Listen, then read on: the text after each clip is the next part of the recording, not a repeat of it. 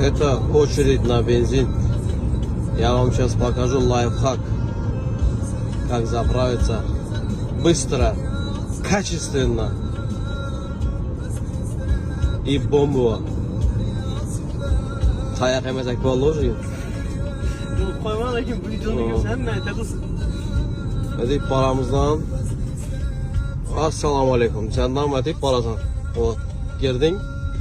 Tipa bize sigaret almaya geldik kardeş. Şimdi bir de yağandan duramız bir yerde öteyip. Benzin gerek midir bize ha? Senden yağandan otak stayış. И резко поворачиваешь, короче, сюда. И geldin, короче, şuradan резко.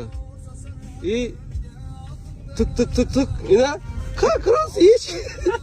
Как раз. Hiç kim yok yine.